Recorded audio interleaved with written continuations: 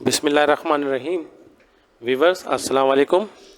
इलियास शेख हाजिर खिदमत है अपने second part concept of internal auditing and its procedure के साथ। To be continue, selection of audit team according to team size and competence consider the following point. Point number 1, audit objective and time durations. Number 2, independence of team. Number 3, whether audit conduct combined or joint. यानी कि सबसे पहले एक team बनेगी और उस team में जो ऑडिट के ऑब्जेक्टिव होंगे और टाइम ड्यूरेशन की कितनी देर में ऑडिट को कंप्लीट करना है, टाइम मैनेजमेंट वो डिस्कस होगा। Independence of team, team independent होगी और वेदर चाहे वो ऑडिट जो है कंबाइंड हो या जॉइंट हो, उस ऑडिट को ये टीम इसी तरह से परफॉर्म करेगी और अपनी रिपोर्ट पेश करेगी। What are the auditor competence? Auditor की कॉम्पिटेंस क्या होना चाहिए? There are given personal attributes require. ये 10 एक ऐसी क्वालिटीज़ हैं जो किसी भी ऑडिटर के अंदर लाजमी तौर पे होने चाहिए ताकि वो एक अच्छा ऑडिटर और एक अच्छा लीड ऑडिटर साबित हो सके। नंबर 1, एथिकल, इखलाकी एतबार से बेहतर हो। नंबर 2, ओपन माइंडेड, वसीउल नज़र हो, चीज़ों को बहुत दूर तक देखता हो, डिप्लोमेटिक हो, प्रॉब्लम को डिप्लोमेटिक तरीके से सॉल्व करना चाहता हो, ऑब्जर्वेंट हो, मुशाहिदा खुद कर सकता हो और उस मुशाहिदे की बेस पर फैसला भी ले सकता हो। परसेप्टिव हो, यानी तदारुक कर सकता हो, इदराक कर सकता हो किसी भी ऑडिट के दौरान पेश आने वाली प्रॉब्लम्स का। वर्सटाइल हो, हर तरह की सूरत हाल से निपटना जानता हो। टेनेशियस हो, यानी टेनेशियस से मुराद थोड़ा सा मजबूत हो अपने फ़ैसले में। डिसिसिव हो, फैसला कुन हो, फैसला करने की उसमें सलाहियत हो, डिसीजन मेकर हो।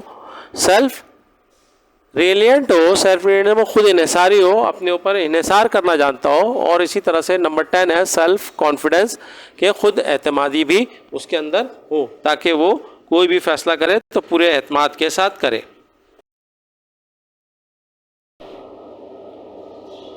Basic responsibilities of an auditor, auditor की बुनियादी जो उसकी जिम्मेदारियाँ होती हैं वो क्या होती है? Number 1, follow up time management, time management का ख्याल रखना, वक्त पर आना और वक्त पे ऑडिट को कंप्लीट करना। Plan and prepared relevant documents, plan के हिसाब से प्रिपेयर करना रिलेवेंट मुताल्लिका डॉक्यूमेंट्स को। सेफ गार्ड ऑल डॉक्यूमेंट, तमाम डॉक्यूमेंट्स को सेव करना, उसको प्रिजर्व करना। प्रिपेयर्ड ऑडिट शेड्यूल को बनाना। Support to all team members and provide learning, तमाम टीम मेंबर को सपोर्ट करना और उन्हें जो रिलेवेंट उनकी ट्रेनिंग है वो फराहम करना। मेक फाइनल ऑडिट रिपोर्ट, और एक सबसे आखिर में रिपोर्ट को कंपाइल करना और फाइनलाइज करना।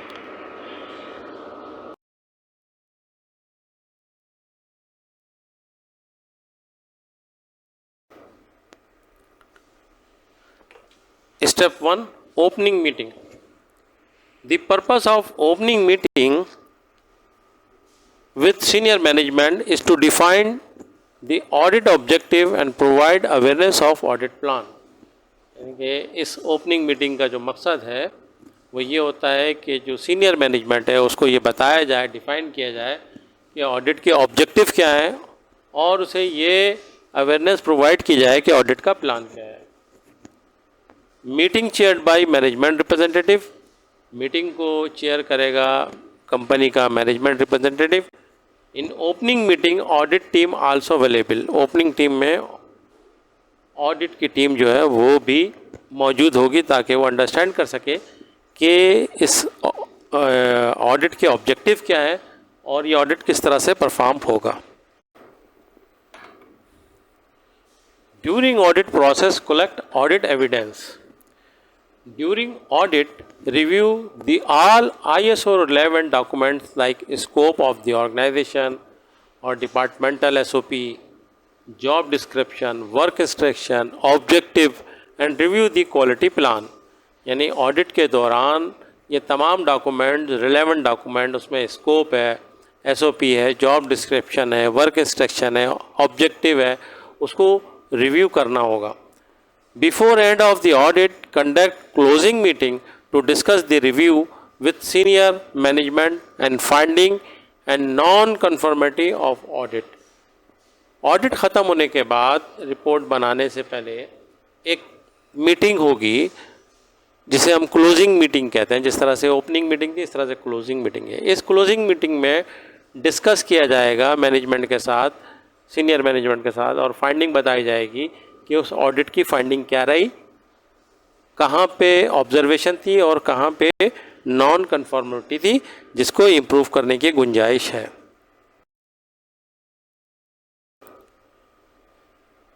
Behaviour of auditor during audit. Audit के दौरान जो ऑडिटर का रवैया है वो किस तरह से होना चाहिए। During audit ask short question and listen carefully.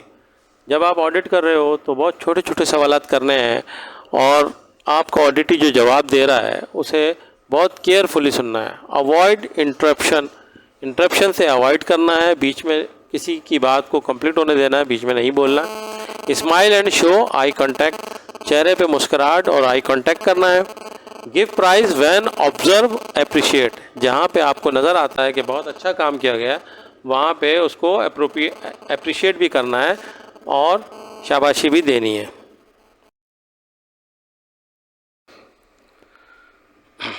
What are the difficult situation can be create during audit. Audit के दौरान कौन कौन सी मुश्किलात आ सकती हैं, कौन कौन सी प्रॉब्लम आ सकती है और किस तरीके की हो सकती हैं। ये हमने 14 प्रॉब्लम यहाँ बयान की हैं, उससे मज़ीद ज़्यादा भी हो सकती हैं और सम टाइम बहुत कम प्रॉब्लम भी फेस करनी होती है, लेकिन कुछ प्रॉब्लम इसी तरह की होती है। जब आप किसी जगह ऑडिट कर रहे हो then you will feel, example number 1, can not find documents, यानी कि आप ऑडिट करने गए और आपको डॉक्यूमेंट ही नहीं मिल रहे हैं। इसी तरह से number 2, non cooperative, auditee or non cooperative, आप उससे सवाल पूछ रहे हैं वो कोई आंसर नहीं दे रहा। लॉन्ग टेलीफोनिक कॉल, आप ऑडिट करने गए हैं, वो टेलीफोन पे लगा हुआ है, बहुत लंबी लंबी बातें कर रहा है, हर थोड़ी देर बाद उसके पास टेलीफोन की कॉल आ रही है। इसी तरह से अनप्रिपेयर्ड, प्रिपेयर्ड नहीं है ऑडिट के लिए, आप ऑडिट करना चाहते हैं वो उसके लिए तैयार नहीं है। इसी तरह से नंबर 5 है कॉन्स्टेंट इंटरप्शन, यानी मुसलसल आप जो बात कह रहे हैं उसमें इंटरफेयर करना, तदाखुल करना। इसके बाद है आपका प्रोवोकेशन, यानी कोई ऐसी बात कर देना जो कि इश्तियाल का बाइस हो, गुस्से का बाइस हो, इसे अवॉइड करना चाहिए। बोस्टफुल, बोस्टफुल मीन्स बहुत ज़्यादा गुरूर वाला या घुमंडी टाइप के लोग हैं, या वो आपकी बात को कोई अहमियत ही नहीं दे रहे। इसी तरह से card away, card away means कि आपको बहुत दूर दूर लेकर चले जाना, किसी ऐसी जगह ले जाना कि वहाँ पे आपका टाइम वेस्ट हो, ट्रैवलिंग ज़्यादा हो। लैंग्वेजेस, ऐसी ज़बान का इस्तेमाल करना जो नापसंदीदा हो। नॉइज़ी इन्वायरमेंट, ऐसी जगह ऑडिट करवाना जहाँ पे बहुत ज़्यादा शोर हो। नंबर 11, ऐसी जगह ऑडिट करवाना जो बहुत ज़्यादा गर्म हो और जहाँ पे बैठकर ऑडिट करना नाकाबिले बर्दाश्त हो। इसी तरह से नंबर 12 पर है इंटर डिपार्टमेंटल कॉन्फ्लिक्ट, के डिपार्टमेंट में ही आपस में इतना कॉन्फ्लिक्ट है कि ऑडिट कौन कराएगा, किस तरह से होगा, कोई उसको बयान ही नहीं कर पा रहा। नंबर 13, डाइवर्शनरी टैक्टिक्स, किसी बात को घुमा के आगे पीछे कर देना, it's called diversionary tactics. Number 14, volunteered information, यानी खुद से ही सब कुछ बता देना कि हमारे पास तो ये सब चीज़ें है ही नहीं, अब आप बताइए क्या करना है। ये इस किस्म की चीज़ें हैं जो कि ऑडिट के वक्त प्रॉब्लम पैदा करती हैं।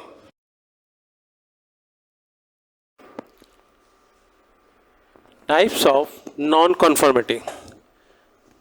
There are 2 types of non conformity. Number 1, non conformity minor. Number 2, non conformity major. What is the minor non conformity? The minimal risk of non-conforming product or service, for example,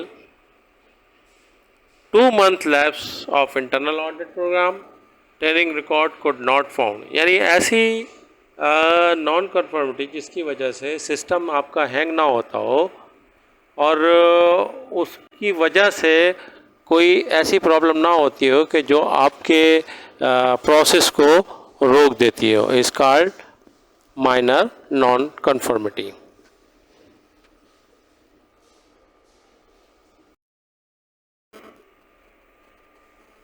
Major non-conformity.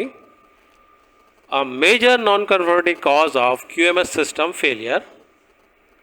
Number 2, in a same place departments more than 6 minor non-conformity cause of one major non-conformity. यानी पहले number 1 पे क्या है, एक ऐसी major non conformity जिसकी वजह से क्वालिटी मैनेजमेंट सिस्टम जो है पूरा का पूरा फेल हो जाए, इस कॉल्ड मेजर नॉन कन्फॉर्मिटी, यानी उसमें ब्रेक आ जाना। और इसी तरह से अगर किसी भी डिपार्टमेंट में माइनर 6 से ज़्यादा हो जाए तो वो एक मेजर नॉन कन्फॉर्मिटी बन सकती है। और we can say a non conformity that experience and judgement indicate will likely result in QMS failure, यानी कि हम ये कह सकते हैं कि अगर नॉन कन्फॉर्मिटी ज़्यादा होगी उसकी जजमेंट से, ये इस बात को इंडिकेट करती है कि आपका क्वालिटी मैनेजमेंट सिस्टम फेल हो सकता है।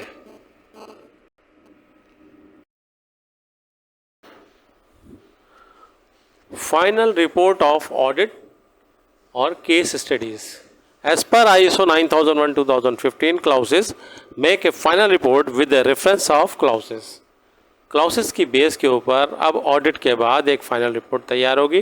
Define the major and minor non conformity, जिसमें बयान किया जाएगा मेजर और माइनर नॉन कन्फॉर्मिटी को। Define improvement suggestion if any, अगर सिस्टम में कुछ ऐसी इम्प्रूवमेंट है जिसे ऑडिटर दे सकता है वो उसे भी देगा इम्प्रूवमेंट सजेशन को। Define the ISO 9000 standard required as per audit report, और ISO के जो स्टैंडर्ड है उसकी रिक्वायरमेंट के हिसाब से एक ऑडिट रिपोर्ट तैयार होगी और वो रिपोर्ट फाइनली मैनेजमेंट को भेजी जाएगी।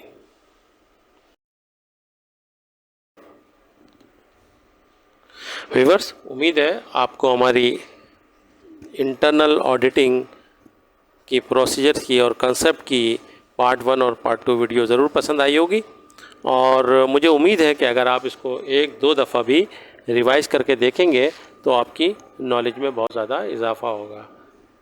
अपने कमेंट से आगाह कीजिएगा। Thanks for pay your attention.